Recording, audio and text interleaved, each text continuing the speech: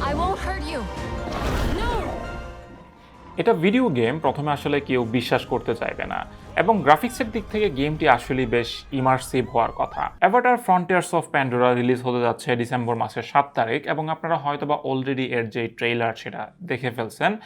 এবং ইউবিসফট হচ্ছে রিসেন্টলি এর যে পিসির সিস্টেম রিকোয়ারমেন্ট সেটা কিন্তু প্রকাশ করলো, এবং এর সিস্টেম রিকোয়ারমেন্ট আসলে কিছুটা টেরিফাইং মনে হইতেছে, অ্যাটলিস্ট যারা মিড রেঞ্জে এবং এন্ট্রি লেভেলের গেমিং পিসি ব্যবহার করতেছেন তাদের জন্য আসলে এটা কিছুটা কনসার্নের বিষয়। তো আজকের এই ভিডিওটিতে আমরা অ্যাভাটার ফ্রন্টিয়ার্স অফ প্যান্ডোরার যে সিস্টেম রিকোয়ারমেন্ট, আপনি আপনার হার্ডওয়্যার এবং আপনার পিসিতে এই গেমে আপনি কীরকম পারফরমেন্স আশা করতে পারেন সেটি নিয়ে আমরা আলোচনা করব।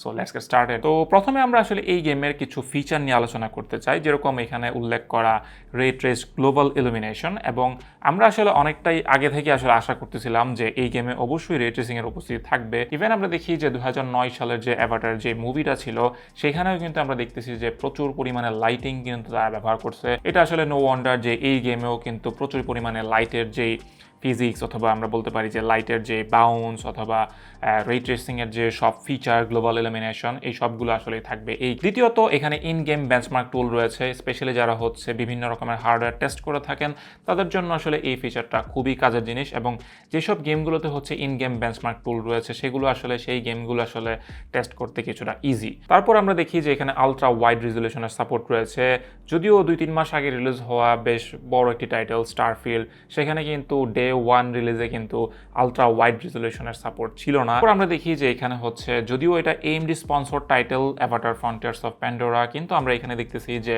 এখানে ইন্টেলের এক্সিএসএস এবং এনভিডিয়ার যে ডিএলএসএস সাপোর্ট সেটা কিন্তু রয়েছে, এবং এটা অবশ্যই ভালো একটি জিনিস। এবং অবশ্যই যে কোনো গেমই আমি মনে করি যে সেটা AMDর স্পন্সর টাইটেল হোক অথবা এনভিডিয়ার স্পন্সর টাইটেল হোক, সেখানে অবশ্যই সব ধরনের আপস্কেলিং টেকনোলজি থাকা উচিত। প্রথমে আমরা দেখি যে মিনিমাম যে সিস্টেম রিকোয়ারমেন্ট দেওয়া হয়েছে সেটা হচ্ছে যে ভিজুয়াল সেটিং অথবা রেজলিউশন সেটিং, সেটা হচ্ছে 1080p low 30 fps with FSR2 quality setting. মানে এটা কিন্তু কোনোভাবেই নেটিভ রেজলিউশন না। FSR2 কোয়ালিটি মানে হচ্ছে আপনার 720pতে রেন্ডার হয়ে সেটা হচ্ছে 1080pতে আপস্কেল হওয়া, সুতরাং এটা কোনোভাবেই নেটিভ 1080p রেজলিউশন না।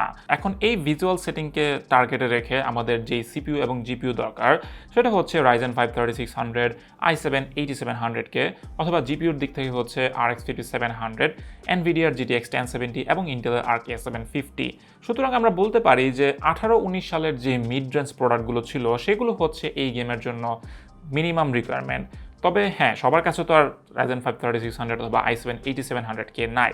এখন আমরা যদি দেখে থাকি যে এই সিপিইউগুলো অথবা এখানে উল্লেখ করা জিপিইউগুলোর আশেপাশে যে জিপিইউগুলো রয়েছে, অথবা আমরা বলতে পারি যে রিলেটিভলি সিমিলার পারফরমেন্স দিয়ে থাকে এইরকম জিপিইউ যদি আপনি ব্যবহার করে থাকেন, যেরকম সিপিইউর সাইড থেকে আপনি যদি ইন্টেলের Core i5 10400F, Ryzen 5 5600G এই টাইপের সিপিইউ যদি আপনি ব্যবহার করে থাকেন, সেই ক্ষেত্রে আপনি কিন্তু এখানে রিলেটিভলি সিমিলার পারফরমেন্স আশা করতে পারেন।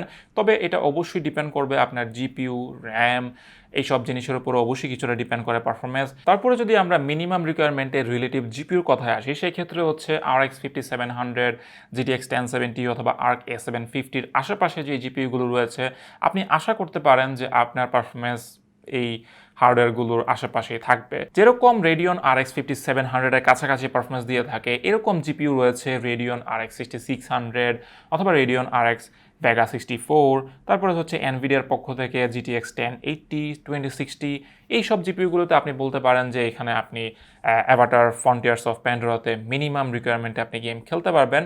যদিও টোটালি আসলে ডিপেন্ড করে না জিপিইউর উপর, এখানে আসলে কিছুটা ডিপেন্ড করবে আপনার সিপিইউ, র্যামের স্পিডের উপরেও। আশা করা যায় যে RX 5700, RTX 2060, GTX 1660 Ti, GTX 1070, RX 6600-এ আমরা সিমিলার টাইপের পারফরমেন্স দেখতে পারবো। তারপরে যদি আমরা র্যামের রিকোয়ারমেন্টে আসি, 16GB dual channel memory. So আমার মনে হয় যে বর্তমানে যারা আসলে গেম খেলে থাকেন, স্পেশালি মডার্ন গেমগুলো খেলে থাকেন, তাদের অ্যাটলিস্ট 16GB র্যাম রয়েছে। এবং আমরা আসলে যত পিসি বিল্ড করে থাকি সেখানে আসলে 16GB র্যামই আসলে ব্যবহার করার চেষ্টা করে থাকি। সো আমার মনে হয় না যে র্যাম আসলে কোনো ম্যাটার করবে এই ক্ষেত্রে। তারপরে স্টোরেজ রিকমেন্ডেশন আমরা দেখি যে 90GB SSD। ওয়েল, আপনি যদি বর্তমানে মডার্ন গেমগুলো ভালো এক্সপিরিয়েন্সের সাথে খেলতে চান, সেই ক্ষেত্রে SSD-তে গেম ইনস্টল করা বাধ্যতামূলক। কারণ আমরা দেখি যে মডার্ন গেমগুলো হার্ড ডিস্কে ইনস্টল করলে হচ্ছে টেক্সটার লোড ভালোভাবে লোড না হওয়া অথবা লেট করে লোড হওয়া, এরকম প্রবলেম কিন্তু প্রায়ই দেখা যায়।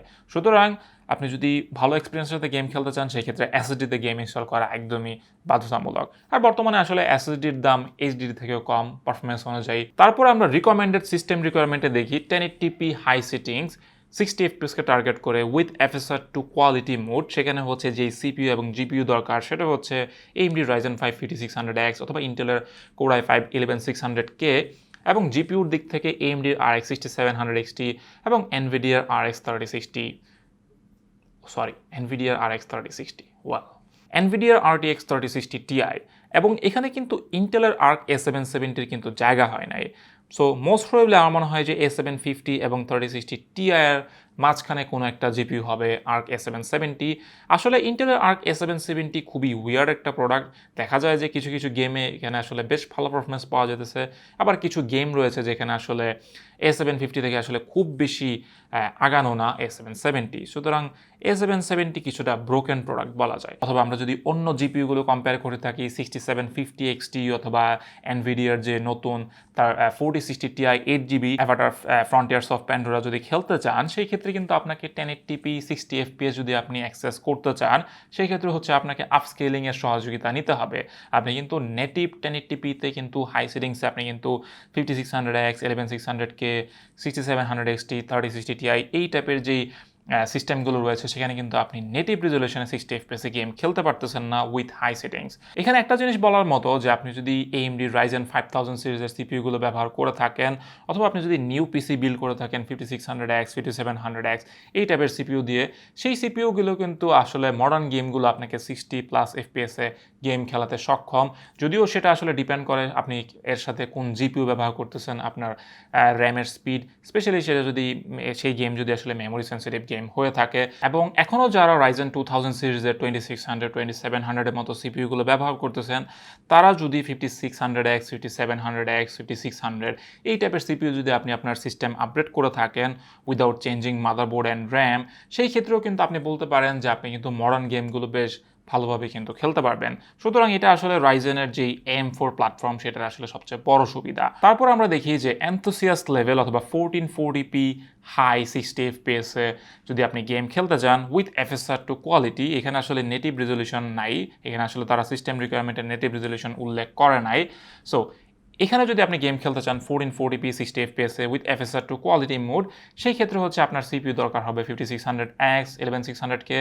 যদিও এখানে আসলে 60 fps এর জন্য আপনাকে আসলে একদমই হাই এন্ড সিপিইউর দরকার হবে না, যেরকম 5800X 3D 7800X 3D, কিন্তু আপনি যদি হায়ার ফ্রেম রেটে খেলতে চান, আই মিন অ্যাভাব 60 fps, সেই ক্ষেত্রে অবশ্যই আপনার যদি 7800X 3D অথবা 3900K এরকম সিপিইউ যদি থেকে থাকে সেইগুলো থেকে আপনি অবশ্যই বেনিফিট পাবেন। তারপর আমরা যদি দেখি যে জিপিইউ রিকোয়ারমেন্ট, সেখানে হচ্ছে RX 6800 XT এবং NVIDIA RTX 3080। সুতরাং আমরা বলতে পারি যে 1440p তে আপনি যদি 60 fps এ গেম খেলতে চান সেই ক্ষেত্রে হচ্ছে আপনার দরকার হবে 2021 সালের অথবা 20 সালের হচ্ছে হায়ার এন্ড প্রোডাক্ট। এখন আপনার যদি RTX 3080 6800 XT এই জিপিইউগুলো না থেকে অন্য কোনো সিমিলার টাইপের জিপিইউ যদি থেকে থাকে, যেরকম এখানে হচ্ছে RX 7800 XT 6900 XT RTX 4070 6800 XT এই জিপিইউগুলোতে আপনি হচ্ছে আশা করতে পারেন যে 1440p হচ্ছে আপনি 60 fps এ খেলতে পারবেন with FSR two quality.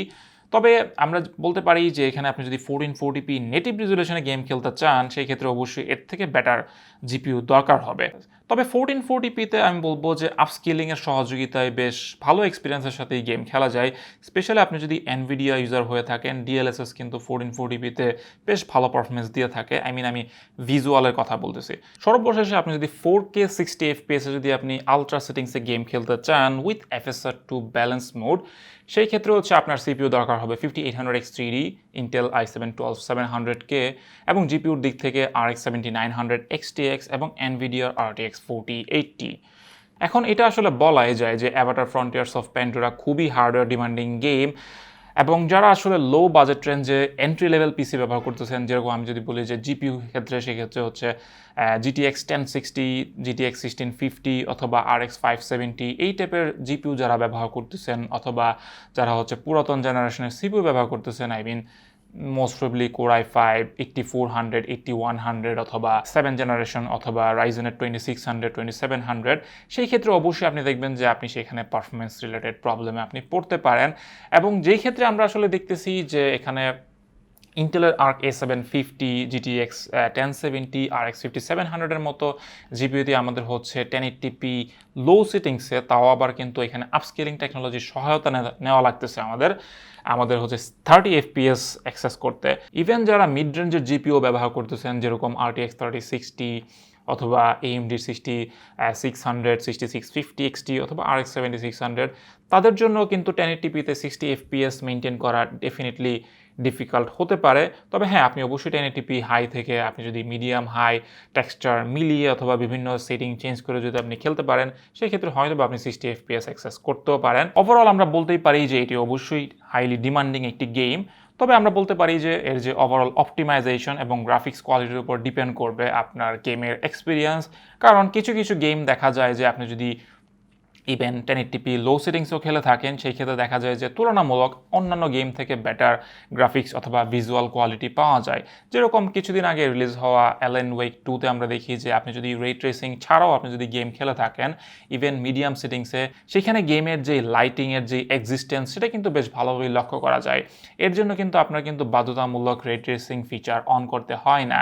Anyway, এই অ্যাভাটার ফ্রন্টিয়ার্স অফ প্যান্ডোরা গেমে আপনার পিসিতে আপনি কীরকম পারফরমেন্স এক্সপেক্ট করতেছেন অথবা আপনার হার্ডওয়্যার অনুযায়ী আপনি আসলে কীরকম পারফরমেন্স পেতে পারেন, আপনি কি মিনিমাম অথবা রিকমেন্ডেড নাকি এনথুসিয়াস নাকি আলট্রা সেটিংয়ে গেম খেলার চিন্তা ভাবনা করতেছেন, সেটি অবশ্যই আমাকে কমেন্ট সেকশনে জানাতে ভুলবেন না। আর ভিডিওটি যদি ভালো লেগে থাকে সেই ক্ষেত্রে অবশ্যই এটি লাইক দিয়ে দিতে পারেন, সেই ক্ষেত্রে আমরা ইজিলি বুঝতে পারি যে আমাদের কন্টেন্টগুলো আপনারা এনজয় করতেছেন। এনিওয়ে, আজকে এই পর্যন্তই, দেখা হচ্ছে শীঘ্রই অন্য কোনো ভিডিওতে। ততক্ষণ পর্যন্ত ভালো থাকবেন, সুস্থ থাকবেন, খুদা হাফেজ।